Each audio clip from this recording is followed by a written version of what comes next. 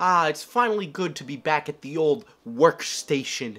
Oh, what's that imaginary dog that nobody will let me have? Oh, is LT Corbus an alt-right edgelord? Oh my god! And they're debating the actual real-life Hobgoblin Destiny? This is amazing. And even better than that, the actual real-life bobblehead of a human being, Nick Fuentes, also showed up. This is just a crazy time, guys. What crazy times we're living in, I'll tell you that. You know, when I hear things like grown man debates literal child over immigration policies, you guys aren't really doing the best to instill things like hope or happiness into my body. But hey, you know, at least people are talking to each other instead of punching each other's teeth out. So, I will consider this a step forward in the progress of society of which we live in. Because we sure live in one. But today's video is not on that. According to my doctors, I'm not allowed to speak about such things. So instead, much like how my father doesn't seem to care anymore, I'm going to talk about something also I don't care about, which is the LeBrant family. Out of that, it's either that or LeBrant. I'm not entirely sure like what the family name is, but I will say LeBrant.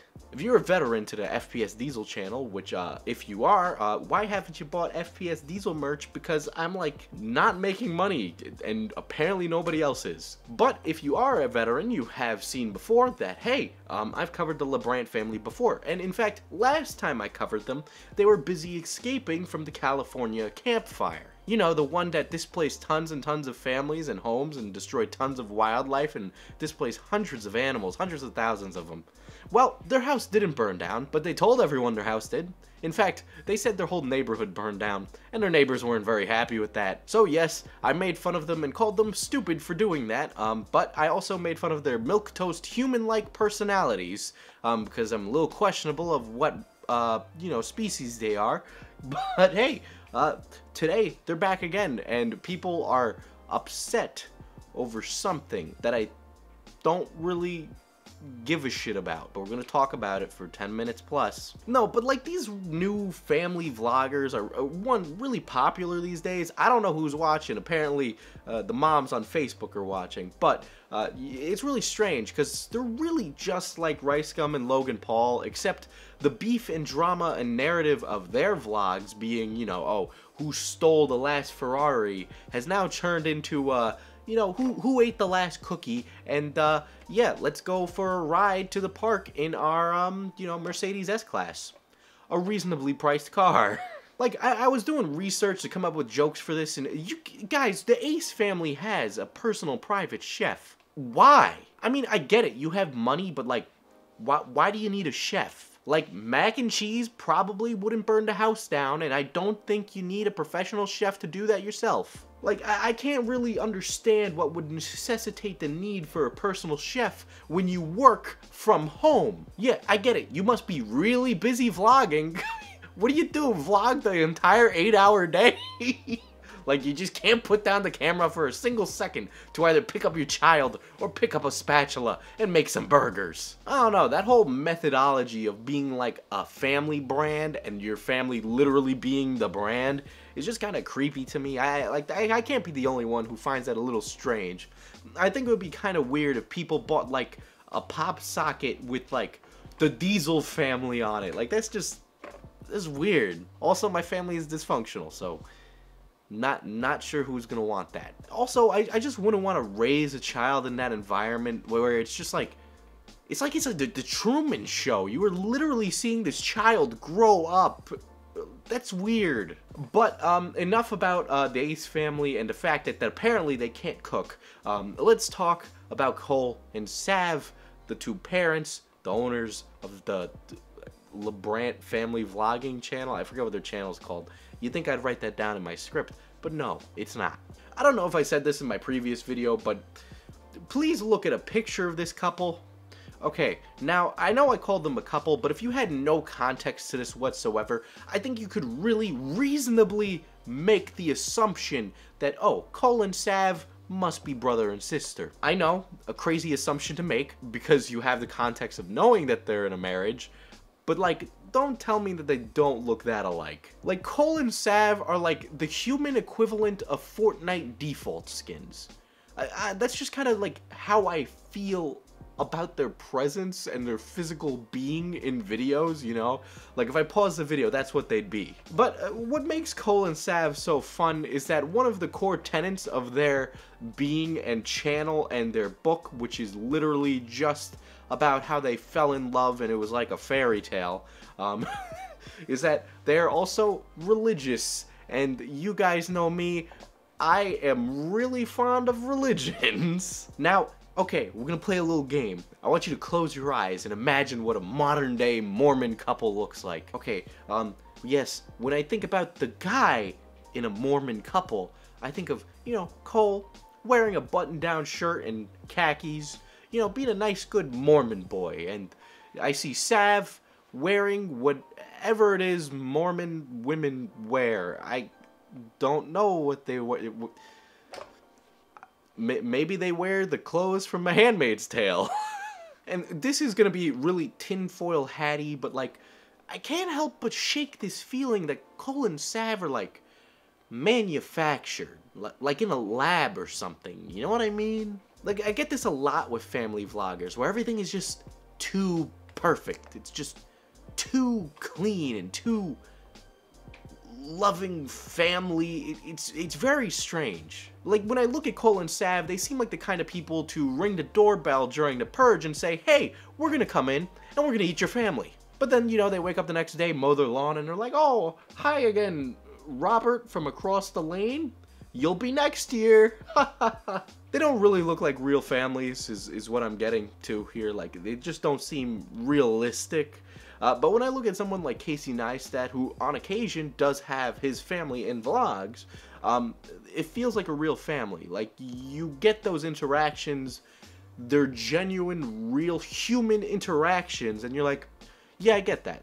They're a family. I get the dynamic, I understand what's going on, it makes total sense. But I don't get that when I see this. Like I said, it reminds me of like the Truman Show, where they're like, we're a family and also buy this product. I don't know, maybe like it's an LA thing. This must be an LA thing, because I kind of felt this way with everybody when I went there. Like, everybody there is in show business, just in some capacity. Like, I tell some Uber driver in LA, hello, I am a YouTuber, or like we get on the topic of my job, and they're like, oh yes, I saw Rice Gum hitting a kid with a Gucci bag down the street. It was crazy.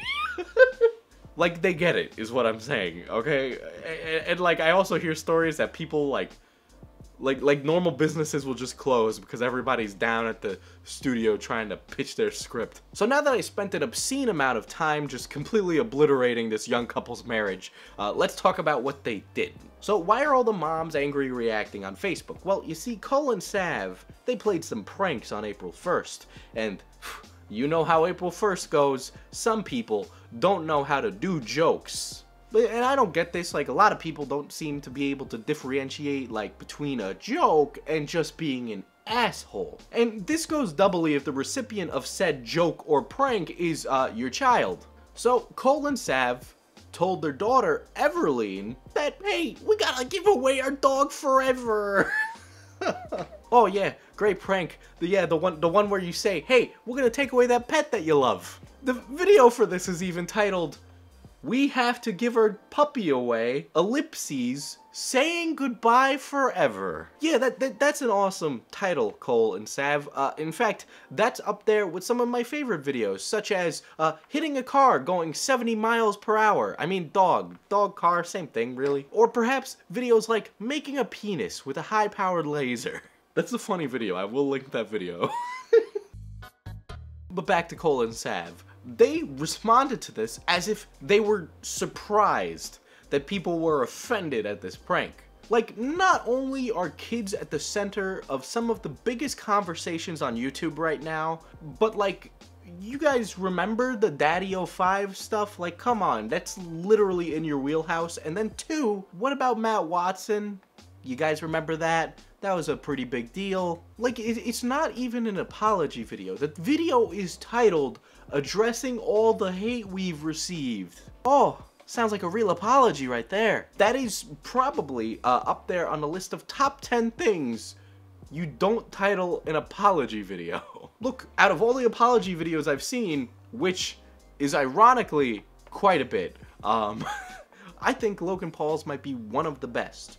The video is titled, "I'm sorry." He says, "I'm sorry" first. He doesn't sigh. The camera's just on. You know, like that's a great apology. Also, you know what makes Logan's apology really good compared to Cole and Sav's? Guess what was in their video? Mid-rolls. Wow, that grade A sorry video. We are sorry, but also this video, we're dunking on you. We're getting all the money. Like, there is a time where you milk the audience, and it's fine if you have a 25-minute vlog, you want to put like 5 mid-rolls on it, because all the grandmas aren't going to know how to skip it anyway, you know, go right ahead. But if it's an apology video, just keep it short, sweet, and simple, because I sit and I watch this video, of which I will not show, because I like getting money, and they claimed my last video. Look, you want to make the apology even better? You throw some money at a problem. There you go. Throw some money at, like, some charity. People just immediately forget all the bad things you did. It's kind of dystopic, I know, but, you know, like, it works. It worked for Logan. Like, just go right ahead. Do it. I'm not saying it's a bad idea. In fact, I'm saying you should take notes and implement it in your life. Like, Jesus Christ, Cole sits down in this video, and the first thing uttered from his mouth, right? I want you guys to think, what's the first thing bad apology videos usually start with? A sigh. Hello, cliche, is that your mother? Trope? There you go, that was an intelligent joke there. That was high-level comedy. Absolute big brain power. Now, do I think Cole and Sav are bad parents? No, absolutely not. I really don't see that. In fact, I just think the family vlogging thing overall presents an opportunity for children to turn into something they really shouldn't. In fact, just being child actors from the day you come out of the womb seems a little creepy, but that's just me. But if you are being a family vlogger, you will be subject to backseat parenting. That's just how it goes on the internet. Not like people should backseat parent, mind you, they really shouldn't. But hey, you know, people these days don't vaccinate their children, and also I don't want to die of smallpox while Instagramming my Chipotle. Now, Cole at one point says how he couldn't really tell if his daughter was fake crying or not, which is actually something I've seen them say previously when they made their daughter cry at the behest of them making a vlog. Okay, so let's talk about crying and kids, right? So I used to be a camp counselor. I used to work with kids, right? And I will tell you this right now. If a kid is crying, there is no such thing as fake tears. You know, a kid could be crying because they did something stupid, or they think they're innocent, even if they did something bad, you know, but the tears are real. It's never fake. It could be a completely ludicrous reason that they're crying. Those are still real tears that are coming out of the child's face. You know, I think it's really a cop-out to say that, oh, I couldn't tell if she was acting or not. If you can't tell if your daughter's acting or not, one, she deserves an Oscar, okay? But also, two, you need to reevaluate what you're doing as a parent. Oh, there I go, backseat parenting again. I don't think that's a really audacious thing to claim. And by the way, they also did apologize to Everlyn. Okay, but do I really think they're bad parents? No. And do I think that people saying they should be going to CPS, like, not really. This is like not abuse. If anything, it was just like, I'm a dumb first-time parent and here's me making a mistake. You know, so I'm not gonna say that it's them being bad. I just think they made a mistake. I don't think you need to get legal means involved. And also, why are you harassing them? Like, come on. If anything, I think the environment for family vlogging produces some interesting psychological challenges. I'd love to see some studies done on family vloggers psychologically, but hey, you know, I'm like one of the only weirdos who would give a shit about this, so it's probably not gonna happen. So, what do you think? Do you agree with me? What do you think the impact family vlogging could have on people? What is up? Give me your thoughts and opinions, and don't just agree with me. I do like really fun counter-arguments.